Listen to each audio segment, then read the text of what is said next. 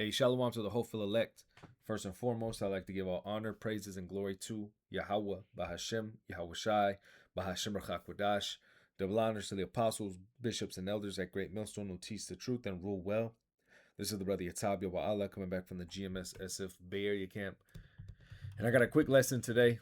All right, Lord's will is edifying. But this one just going into the wicked, all right, or Esau, Edom, all right, also known as the so-called white man, all right, who's been given rulership over the entire earth as it pertains to Job 9 and 24. All right, well, actually, let me get that real quick and I'll jump back. All right, and really, why this change in rulership has to happen. Okay, the wicked was set up to be who he is, and ultimately we're seeing the fruits of that and the earth being destroyed. All right, the scriptures talk about him destroying the earth. All right, but because of that, all right, and Esau fulfilling his job, well, now that transfer of rulership has to happen.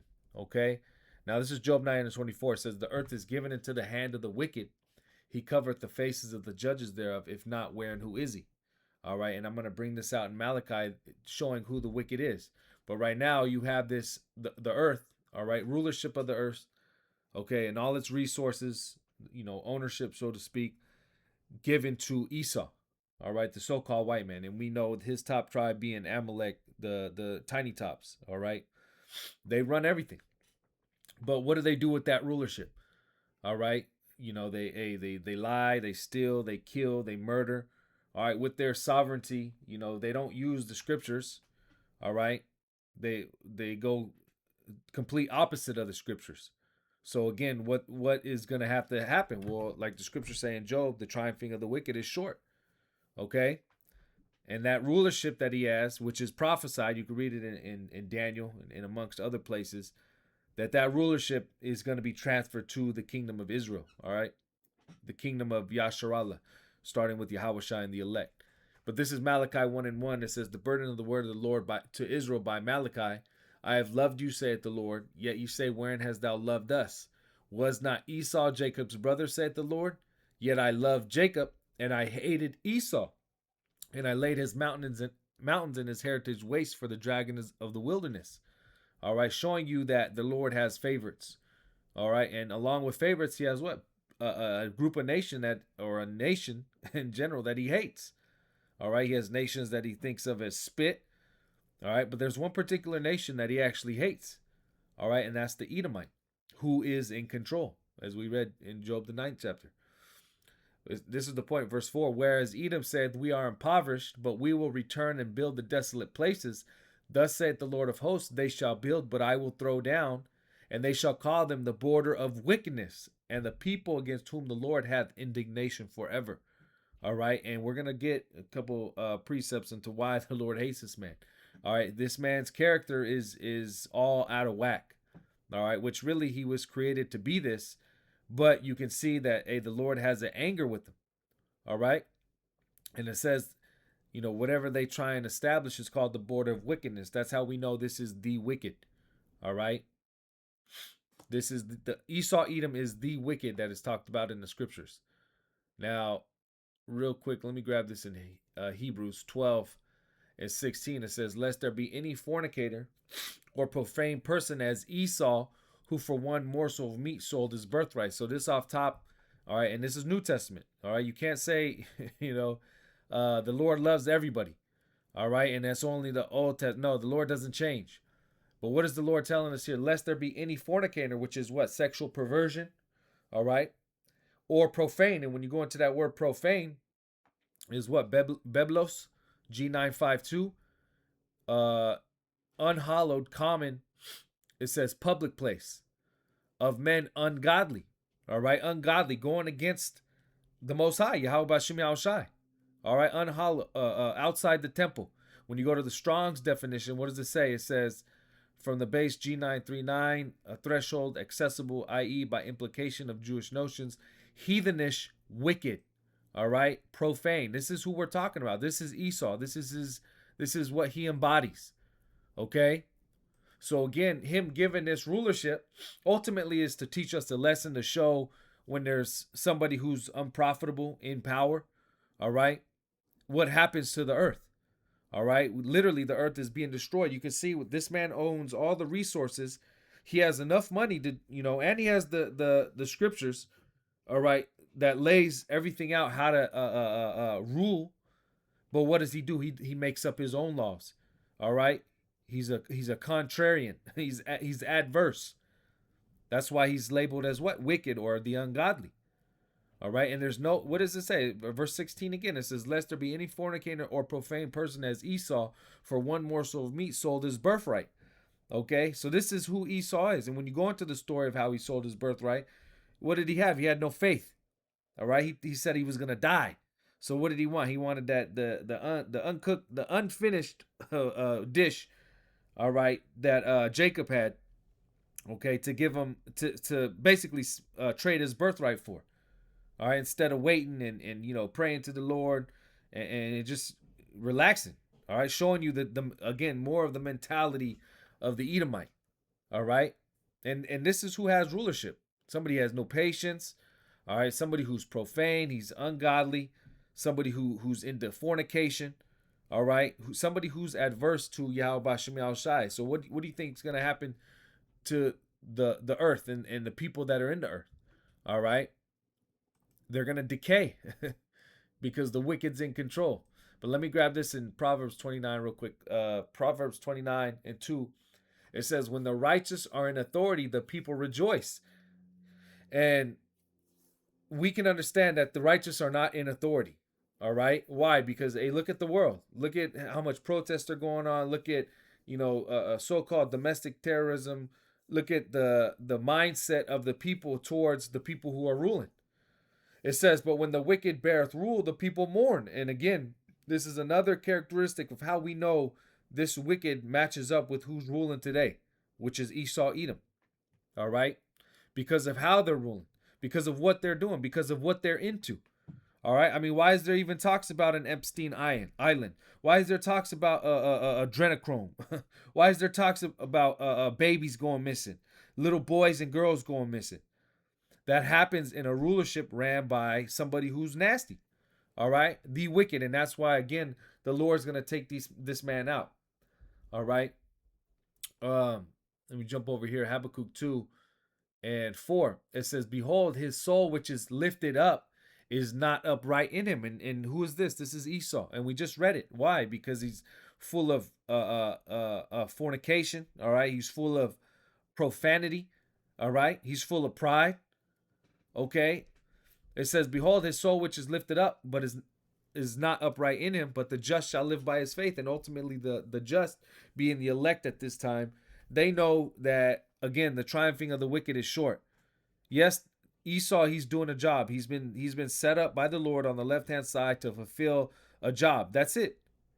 And then what? Once the Lord is done, once the Lord sees fit, he's going to transfer that rulership and put Esau where he belongs. All right, in slavery, and then ultimately being done away with.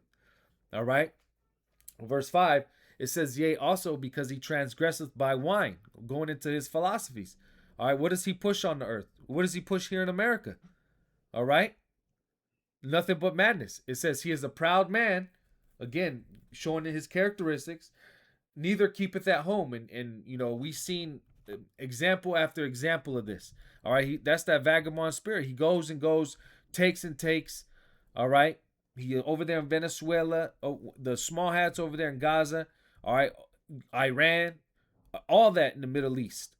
That's the MO of an Edomite. It says, who hath larger his desire as hell. There is no cap.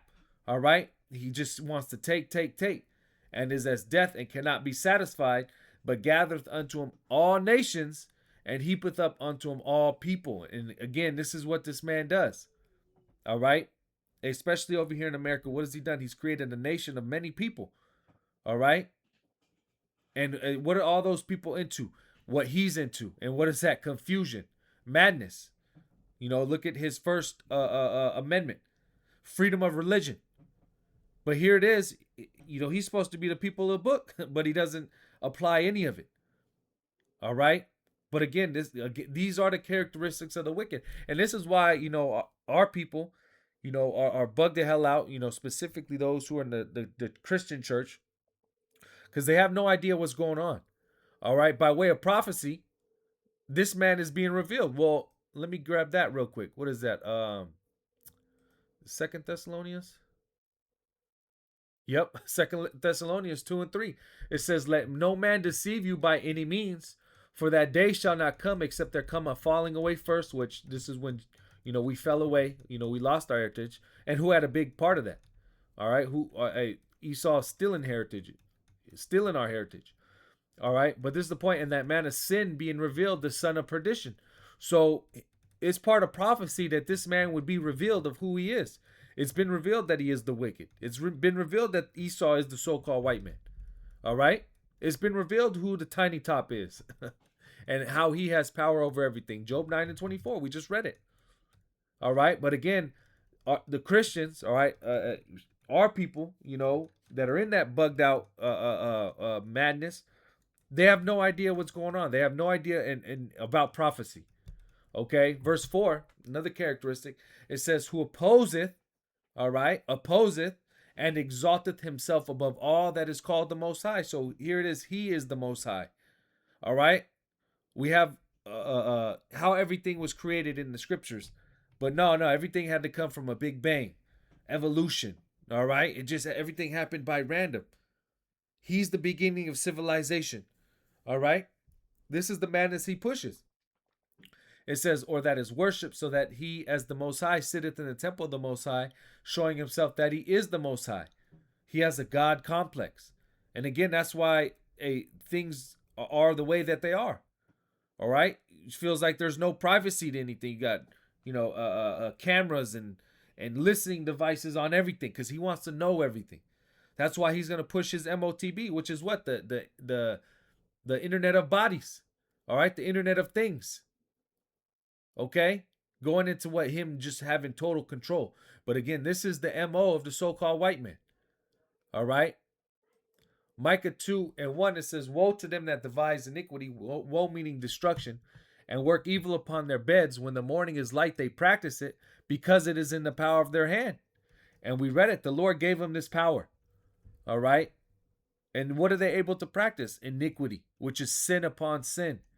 Evil. They work all this evil. Look what's going on. You have talks of a super virus. All right? You have talks of the economy going bad, war. All right? Well, the scriptures talk about the people languishing. Well, we read it in Proverbs 29 chapter. The people are mourning. All right, why? Because this man is scheming to take control. But how does he do it? By chaos. All right. It says, "And they covet fields, and they take them by violence, and houses, and take them away. So they oppress a man in his house, even a man in his heritage." All right. And again, I reference that in Second Thessalonians. He had a big part of stripping our heritage from us. All right. And what did he do? He literally stole it. All right. He's the Jew. All right. He's the people of the book. All right. A bless Israel, and you will be blessed. The land, the government of Israel. All right. But what did he do? He stole our heritage. He's not the true people of the book. Well, he's not those people. All right. He's the Edomites in the book. He's not Jacob. It says, "Therefore, thus saith the Lord, behold, against this family do I devise an evil, from which you shall not remove your necks, neither shall you go haughtily, for this time is evil." And ultimately, the Lord is going to do away with this man. All right. Psalm 73 and verse 5. Start of verse 3. It says, "For I was envious at the foolish when I saw the prosperity of the wicked." And we have to understand, the wicked prosper in and this is their kingdom. This is their heaven. All right. It says, "For there are no bands in their death, but their strength is firm. They are not in trouble as other men, neither are they plagued like other men." They're not under the laws like we are. All right. They're not under the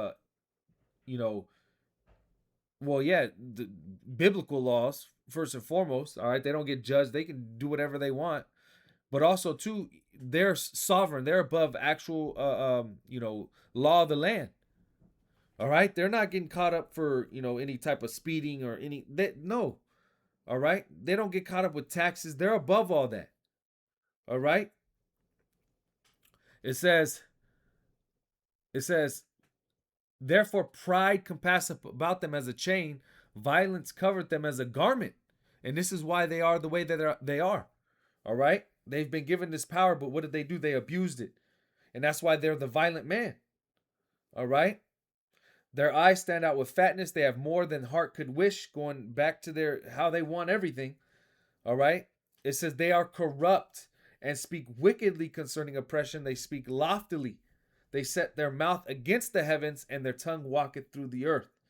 All right? And again, this is the MO of the so-called white man. We're literally reading the characteristics of the so-called white man. And again, this is why they have to be taken out of power. And this is why the Lord is going to take them out of power. All right? But these are all examples of showing us what the so-called white man's into. All right? And then here it is, you got our people saying he can make it. How is a man that is what we just read, far from the Most High, which we're going to read right here, he doesn't think about the Lord. He does everything contrary to the Lord. How is this man going to be saved? All right? Psalms 10, I'll just start from the top, verse 1. Why standest thou far off, O Lord? Why hidest thyself in times of trouble? The wicked in his pride doth persecute the poor. That's all he does is persecute the poor. Let them be taken in devices they have imagined. Ultimately, they will be taken in their devices. All right? They will be put into slavery, and they will be done away with. For the wicked boasteth of his heart's desire, and blesseth the covetous whom the Lord abhorreth. So here it is, they big up, they bless those who the Lord hates. It says the wicked through his pride, through the pride of his countenance, will not seek after the Most High. The Most High is not in all his thoughts. All right? And that's the point. Okay? And you can read the rest of Psalms 10. It goes into it. All right? But ultimately, what? He doesn't believe. He doesn't think of the Lord. Here it is. When we're doing things, we do the best that we can to remember the commandments. We're always praying. Hey, will the Lord be happy if I do this? Will the Lord be happy if I do that? Will the Lord be disappointed? Oh, hey, if I do that, the Lord could judge me. Esau don't think like that. All right? Esau thinks, again, he has that God complex. Who's going to stop me? Yeah, I stole that shit. Who's going to stop me? Who's going to do anything about it?